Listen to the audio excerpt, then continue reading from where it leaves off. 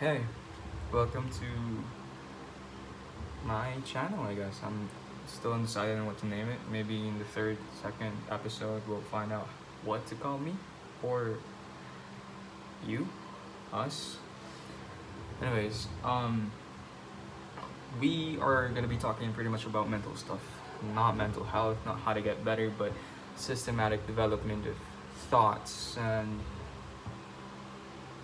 mindsets. Well, in essence, that's what it's gonna be about. It's all that I know for now. I guess the interesting topic for me right now is pediatric behavior, especially emotional development, but not exactly emotional development. More on how mental stages are developed by children themselves. I'd say I am a pretty good example for myself, like my justification for what I think is true. Though the examples are not just limited to myself, it's limited to, or rather, it spans family members, people I've met, friends, best friends, a lot of people. Um, Maybe 15 minutes, 10, but yeah.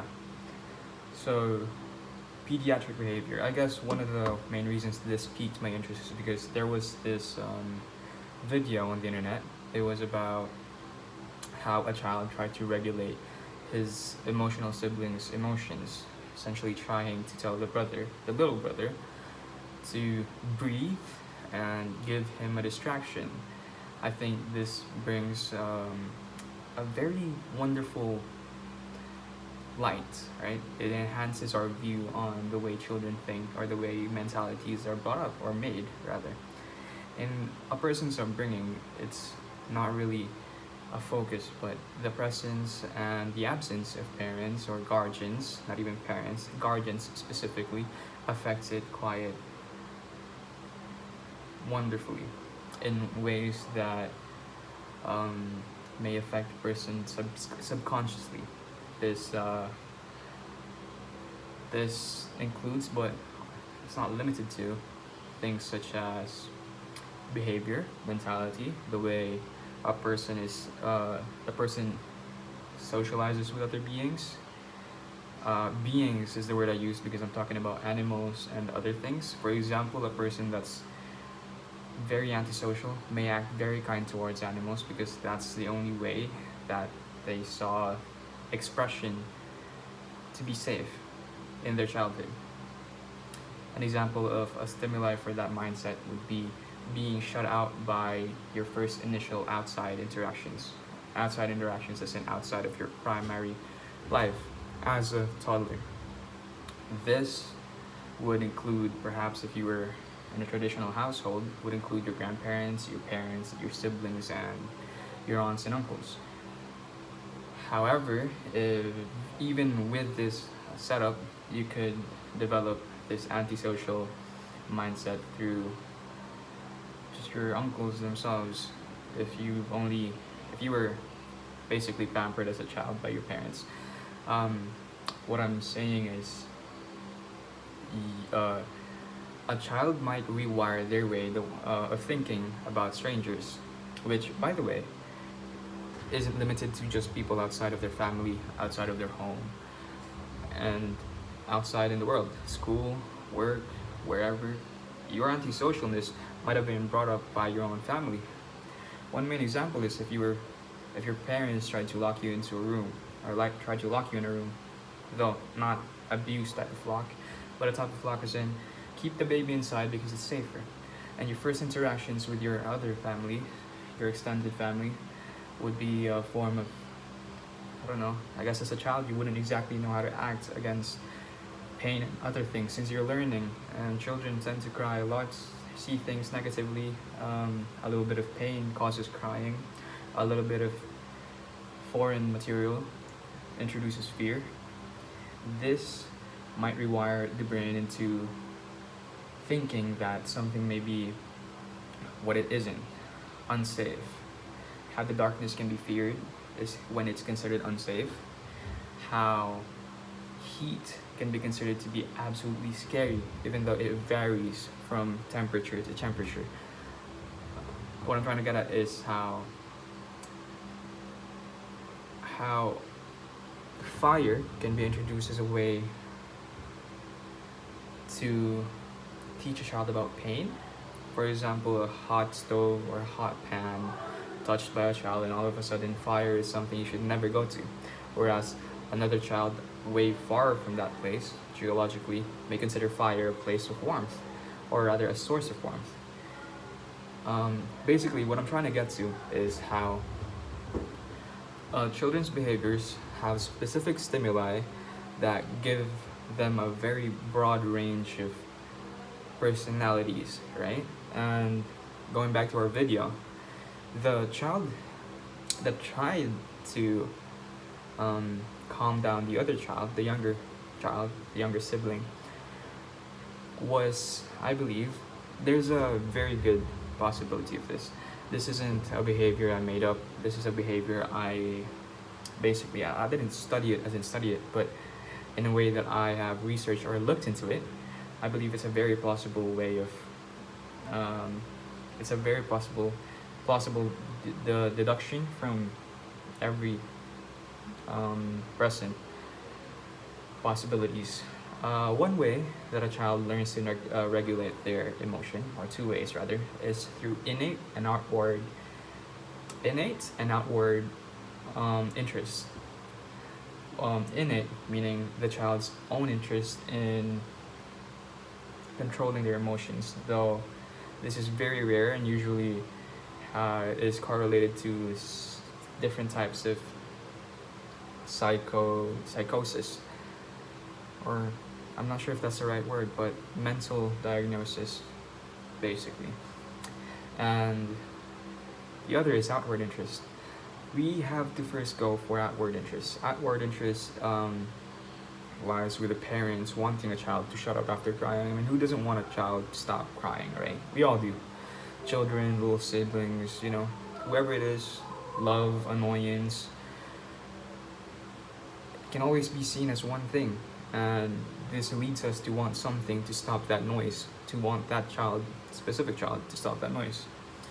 This leads to different ways or different approaches to attempt to make that child stop crying.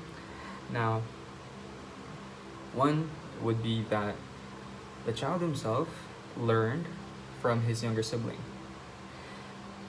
The child learned that through distractions, the younger sibling stops crying, and then basically learned that through a pattern of behaviors that he has to express, an opposite party or the opposite target party would eventually act the way he wants them to. Now, this correlation of behaviors is very systematic, although very broad in its own manner. For example, how I would react if I was given food. Two versions of me would be full and hungry. Full me would say no, hungry me would say yes. If you wanted me to eat, you would give it to me while I was hungry. If you wanted me to not eat, you would give it to me while I was full. This very simple process can be used to basically just reduce everything to a very understandable range of thinking. Now, this understanding for children allows us to understand, or this way of understanding from children allows us to understand how a child can learn. This starts with understanding a child's stimuli. The child himself in the video was not interrupted by the parents. It was just videotaped by a present guardian. So, understanding that a child may have his own emotions regarding how they feel negative about things, especially about noises, and how they don't exactly know how to express violence, leads to one thing: attempting to silence the other child. Now, I believe one of the main things, or one of the main reasons the child acted that way, was because it might have been the approach the parents used when the child was younger, on the older kid. The attempt may be quite different. For example, giving a crying kid candy would maybe somehow help to help with its emotions. In the video, the child asks the younger sibling to simply breathe and then, word for word, said, regulate your emotions. Now, there's no need to understand each of these words. There's no way a child fully understands the meaning of regulating your emotions. However, there's an understanding of the correlation of regulating your emotions. This means that the child understands that regulating your emotions can lead to a lot of things. Number one being relaxing or understanding yourself and not going wild. Now, the stimuli needed for this situation is for a parent or a present guardian to ignore the child with its own problems to grow and go up against it. The path the child chose was to calm the other child, the crying kid. This shows us that through enough stimuli, there will be a possible way to teach children how to act. Morals, guides, rules don't exactly have to be enforced in a helicopter parent type of way. We could say that introducing a way of thinking through a problem is the best way possible. Now, this is already present through a lot of parents today in ways such as, I guess, the mindset of fuck around and find out, which is like, I believe I've seen this most commonly in the kitchen where moms just let the kids touch the hot food. It's not abuse, it's a form of exploration, I believe. It's like putting your hands on a hot place of rice when people, or when your parents say, wait. Now, this form of defying your parents give you a source of knowledge or a lesson. In this way, through understanding the process of how a child thinks, I believe that through finding a way for them to understand that, because you can utilize what I said, being an present guardian that doesn't do anything. You can use that in a positive way. For example, you can ask the child to learn how to solve the problem and guide them simply on how to do it in a very limited way. The error with today's parenting is that they get angry or they express frustration at the child. This leads the child to think in a way that may change later on. For example, you can shout at a child for nearly touching an iron, a very hot iron, another one for clothes. And of course it would be, hey, don't do that, with a very scary tone. However, if you do this in a manner where you teach a child not to do it because it inflicts pain, the understanding from the child would not be to avoid it because they would be in trouble, but to avoid it simply because it will cause them pain, a sense of irritable annoyance or frustration, or a source of it rather, not a sense, but a source of it that will eventually hinder their day-to-day process in life or progress in life. Sorry, English isn't my first language. This can then in turn cause a mindset. I don't exactly know how to teach you to go into this, but I guess one way would be studying, right? For most of my life, I guess 5-6 years of my life, I thought studying was stupid, or I didn't. I thought it was unneeded. As long as I could pass, as long as I could do the barest of the minimums, I believe that would be alright. I believe that would be okay. And then I found out for myself that, through myself as well, that studying is a concept binded with frustrations, with forced mentalities of how you should study even when you don't feel like it. Not really. When you understand your mentality, the basis of your mindset helps you with development. One great example would be, hey, if I play tonight, or rather if I play in the afternoon, I'll be too tired to study tonight. As long as you introduce a stimuli for determination, there will be no need to sacrifice one thing for the other. If I wake up, I can study for a bit, familiarize myself with the topics in a way that I've already learned, And through this, I can further enjoy my life. I can study now, I can play later. After playing, I can rest and meditate on what I've learned through my textbooks. Um, I guess what I'm getting to is that we can tell our children to study in a very systematic manner. How? We don't teach them to hate it, we don't teach them to love it, we teach them how it works. You see, curiosity is something every human has. One thing or another, cars, music, singing, dancing, your body, everything has been explored by man. The space and the seas has been explored by man, and somehow we have all found love in our seeking of knowledge. Philosophy, love for knowledge. Now, this very process of curiosity helps man understand himself. How?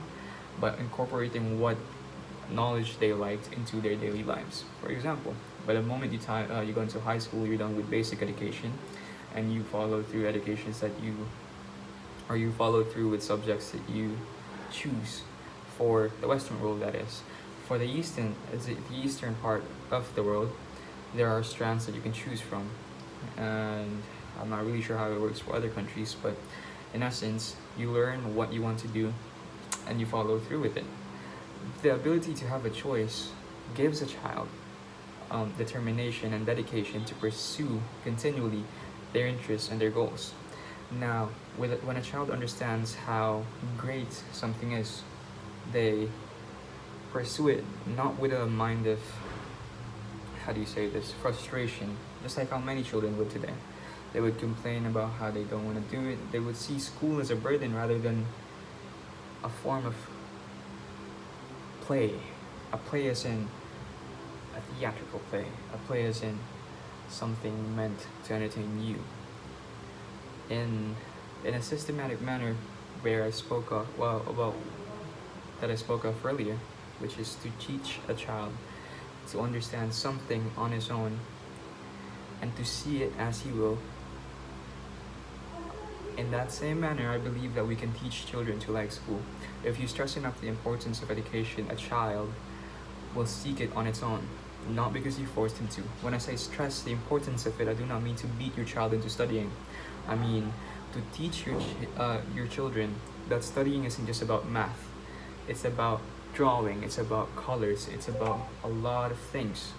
And when you tell them that, you have to say it is coupled with a bit of complications. So you have to understand your child, but it's your child, so of course you don't understand them. So you have to couple their interests with the complications of life, right? And in that very way, a young mind would learn how to grow around it, would learn how to grow around the essence of dedication, the essence of facing what you do not want to face, the essence of being strong and having enough will to understand the problem and deal with it, even if it brings you discomfort for a soft minute. Basically, that's it. Thank you. All I wanted to speak about was to